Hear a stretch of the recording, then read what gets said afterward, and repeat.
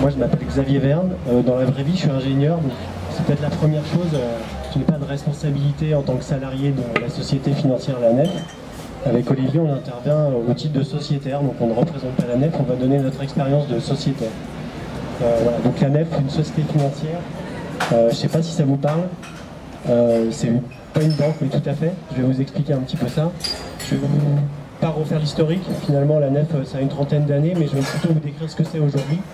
Donc c'est un organisme qui fait du crédit et dont le but de ce crédit, c'est la transformation sociétale et la transformation sociale de la société, donc c'est-à-dire pour des projets environnementaux, éthiques, sociaux et culturels. Donc notre métier, le métier de La Nef, c'est de prêter de l'argent pour des projets éthiques et écologiques, pour la faire très courte. Et donc pour prêter de l'argent, il faut en avoir, et donc pour en avoir, il faut se tourner vers des épargnants et des gens qui veulent investir du capital. Je ne sais pas si on m'entend très bien. Si, ça va. Pardon. Donc il faut se tourner vers des épargnants et des gens qui soient prêts à donner un peu de capital. Alors pas forcément... Il faut qu'ils baissent un peu ou alors éloigner un peu de la bouche.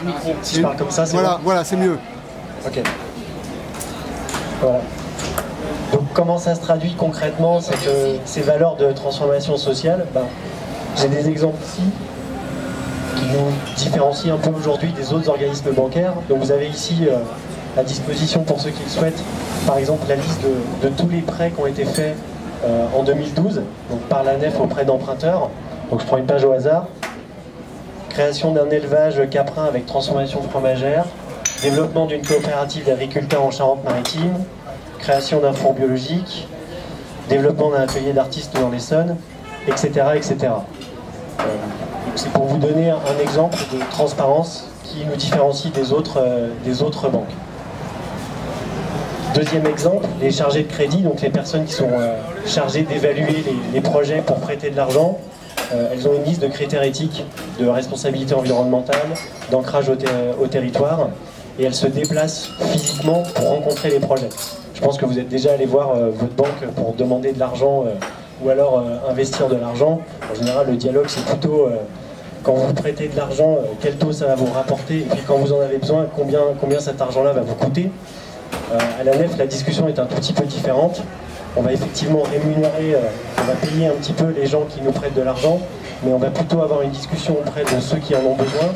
On va aller à leur rencontre. Donc les chargés de crédit se déplacent sur les projets pour aller à la rencontre des porteurs de projets et puis voir concrètement quel est leur projet, est-ce que c'est cohérent, donc qui par exemple a un projet de cellules photovoltaïques, de vérifier que le projet est bien cohérent, qui va être rentable économiquement, pas au sens de la croissance à 2 chiffres et un fort rendement, mais qui va au moins être stable économiquement. Effectivement, notre but c'est pas de prêter à perte, mais c'est de prêter avec une finalité derrière, dont les valeurs effectivement sont partagées avec donc énergie partagée et d'autres acteurs.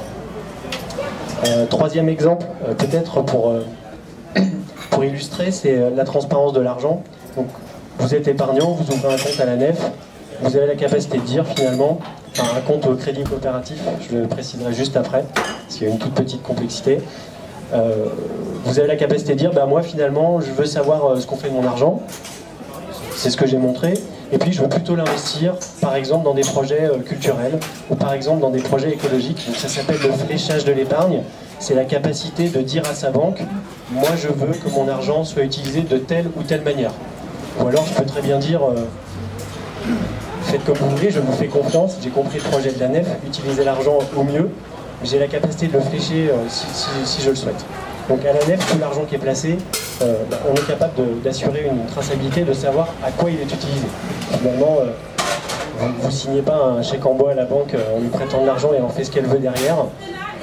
Elle vous assure l'information et la transparence sur ce qu'elle en fait.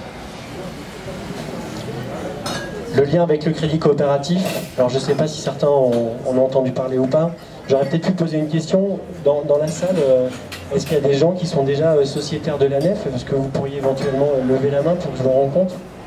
Voilà, 5, 6 personnes, d'accord.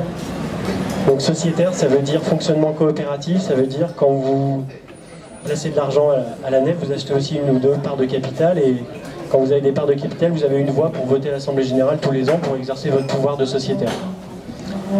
Le crédit coopératif, aujourd'hui la NEF n'est pas une banque de plein exercice. Ça veut dire quoi? Ça veut dire qu'elle n'a pas le droit de gérer votre compte chèque.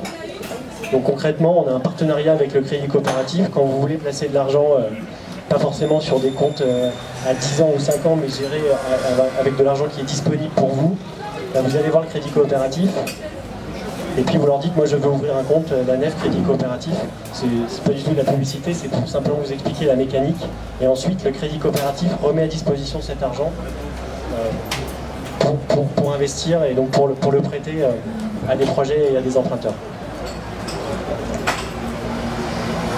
Une dernière différence avec les autres banques coopératives ou mutualistes, dans ces banques-là, on a plutôt aujourd'hui une gouvernance qui est un peu une démocratie représentative quelque part. Donc pour la faire courte, à l'Assemblée Générale, il y a 0, quelque chose de votants. Au fond, les gens n'exercent pas leur pouvoir, ne votent pas par correspondance. Donc il y a une grosse majorité silencieuse. Et puis après, il y a quelques personnes qui savent et qui proposent des résolutions et qui, quelque part, donnent les orientations pour les années suivantes. Donc on a bien une démocratie représentative, mais qui est faciale. À la NEF, on est plutôt sur une démocratie participative. On est 32 000 sociétaires. Je peux peut-être vous donner quelques chiffres clés. Aujourd'hui, la NEF, c'est 32 000 sociétaires, donc 32 000 personnes qui ont investi un peu d'argent et qui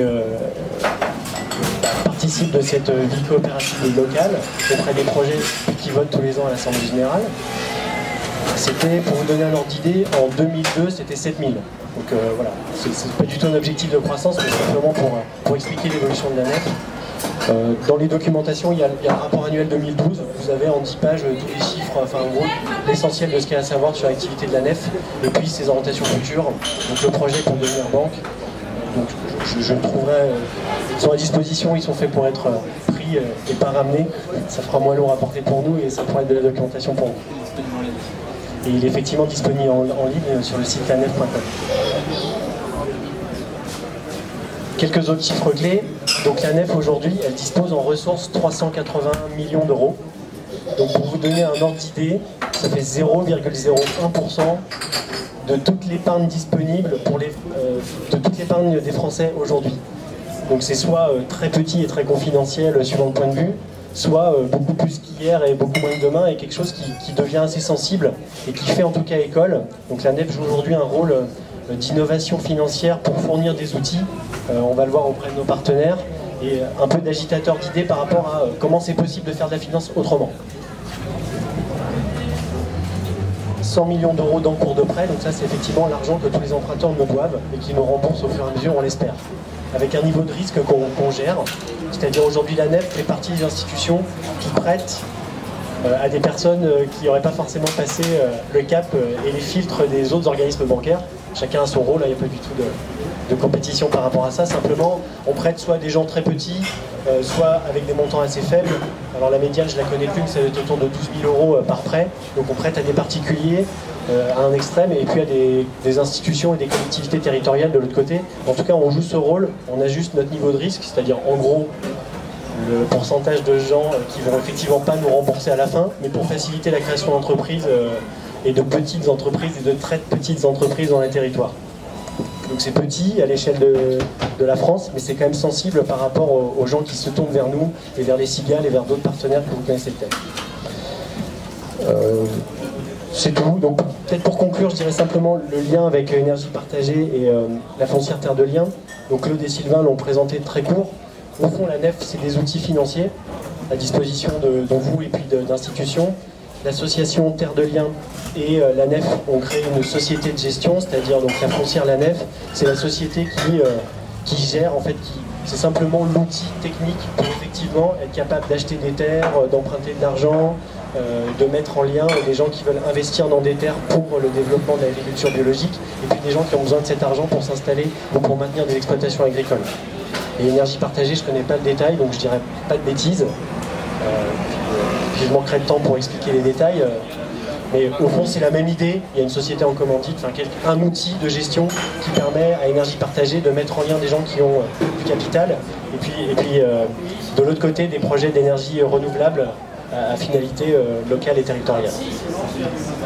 Voilà, en très court. Vous aurez du temps tout à l'heure pour des questions bien différentes. Voilà.